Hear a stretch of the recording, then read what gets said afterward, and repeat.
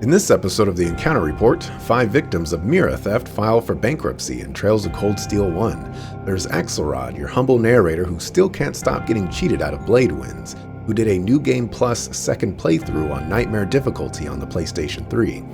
Alongside him is Ghost VTS, our difficulty diplomat who played the game for the first time on Nightmare difficulty on the PlayStation 4, and Kazlo25, the dog whisperer, who played the game for the first time on the PlayStation 4. Alongside them is also DJ Anime 2016, our cosplay correspondent who played the game for the first time on the PlayStation 4, as well as Neomatter, the Advantage specialist who played the game blind on PC. With all that said, it's time to shake down the Raven. Battle types start us off, but some explanation is needed first. For myself, since I carried over my levels, I decided to fight every new monster at least once, as well as all the quests and chests. On average, I fought 8 encounters per location, which includes all battle types such as bosses, story fights, etc. So, as a whole, we'll likely ignore my numbers for the foreseeable future. The real story, though, is everyone's approach to the game. You would imagine that Ghost VTS would have the highest numbers in all categories due to the first playthrough on the hardest difficulty, but he somehow comes in second for random encounters and third for total time spent in random encounters. For Kazlo25, 96% of all encounters participated in utilized the turbo feature, which causes his times to look extremely low even if his total encounters are competitive. He is the only person to utilize the turbo feature to a significant degree, with Ghost VTS using it for 17 encounters, Neomatter just once, and DJ Anime 2016 and myself never using it. For DJ Anime 2016, most of her time was accumulated in the first half of the game. Being a newcomer to the series of the Trails games as a whole, there's certainly a learning curve and adjustment period to learning systems and strategies. By the end, the true power of builds and compositions really came together and she was able to crush encounters like nobody's business. Neomatter decided to lead the pack with the most encounters and a very clean playthrough. As a veteran to the series, he was already familiar with a lot of aspects the Trails games have to offer and transitioned very well. The high encounter times might say otherwise, but we'll get more clarification on that later. Battle locations are up next to distribute the encounters a little differently. Despite everyone having varying times in dungeons, the encounter time percent is actually much closer together than one would think. Dungeons do make up the larger portions of the game, and it's easy to get bogged down in a few of them, so it's neat to see that we were all in a similar spot distribution-wise.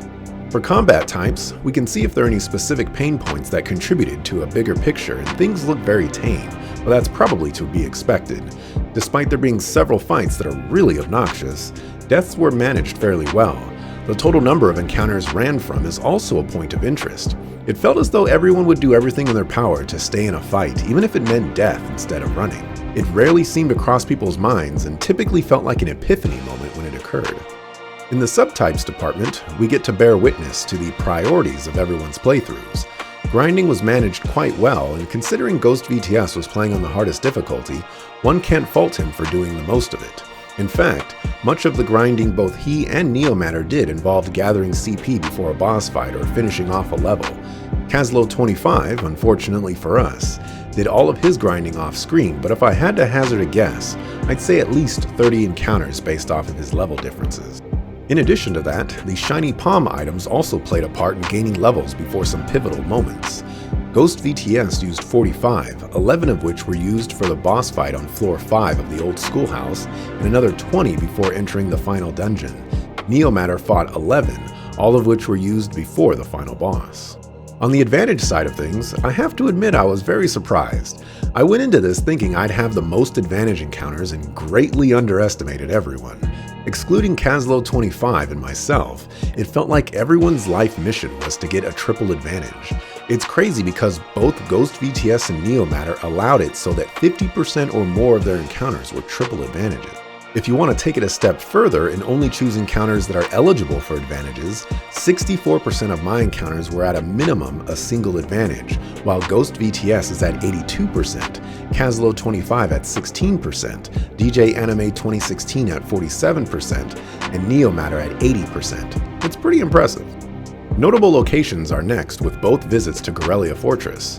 While there were other areas that caused significant issues, such as floor 2 and 3 of the old schoolhouse, the game really doesn't start bringing the pain until Gorelia Fortress ramps things up. This is the first location that even started to give me trouble, mostly because Scarlet kept one-shotting my party. And yet, despite me saying that, DJ Anime 2016 was the only other person to show any signs of struggle alongside me. Scarlet has a special way of sometimes deciding she wants to murder you, and other times just not following through. The Sashzen Iron Mine is the next location, specifically our second visit with the double fight of Vulcan and C. This time around, myself, Kazlo25, and Neomatter all crushed the fight with relative ease. With Vulcan out of the way, who never used his S-Craft for some reason, Kazlo25 moved on to C. Things were going quite well for him until C used his S-Craft that killed Elliot and Fee. It then spiraled out of control when only Elliot was alive, but a few Celestial Bomb EXs chained together, and he narrowly escaped defeat. Neomatter had a very clean fight against Vulcan and managed to win without any deaths, while his fight against C was slow and methodical. He made sure to swap in other characters, spread them all apart, and slowly whittled down the HP of the Zephyranthes before moving on to C himself. After surviving his S-Craft, the fight picked up for Neomatter and he even popped off for the victory. Ghost VTS had a minor stumble in his fight with C after a revive attempt caused things to cascade out of control. DJ Anime 2016 fought her greatest challenge thus far, as C killed her 4 times before she opted to change some things around. It was a long battle of attrition after that, but she squeaked a victory and her greatest threat was behind her. As we move on to the realm of the Great Shadow, this final dungeon caused everyone to pull out all the stops and give it everything they had. It was one of the only locations where I felt a significant threat, as I was now fighting enemies of my level and taking significant damage. Ghost VTS and Neomatter both had a similar strategy, where they decided that it was time to utilize Shiny Palms. This gave them both a large lead that allowed them to breeze through the final boss with ease. Kazlo25 also didn't feel much of a threat from the dungeon.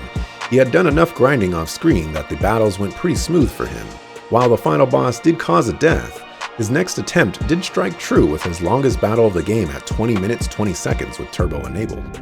DJ Anime 2016 powered through the dungeon as well, and once the final boss was reached, found herself fighting an uphill battle. Having died 2 times in a row at the 4-minute mark, she decided that it was time to show the game how powerful she actually was. With a few Zerum capsules on hand, she equipped Mobius and showed the boss who's boss with a 23-minute 21-second kill. Party composition is up next, and because Trails of Cold Steel 1 has 14 playable characters, we're going to forego you having to buy a microscope and just show a few characters as they cycle by. Character composition sadly isn't as consistent in this game, but our final party for the Realm of the Great Shadow was Reen, Emma, Elliot, and Elisa for myself, while Ghost VTS ran with Reen, Emma, Laura, and Elliot. Kazlo25 used Reen, Laura, Fee, and Elliot. DJ Anime 2016 used Reen, Crow, Laura, and Elisa, and Neomatter used Reen, Emma, Laura, and Crow. A new stat of encounter report versus the game's battle time is going to fly by here. Lots of caveats involved, and overall doesn't tell much of a story, but I figured I'd give it its 10 seconds. If you want to know more, you know how to reach me.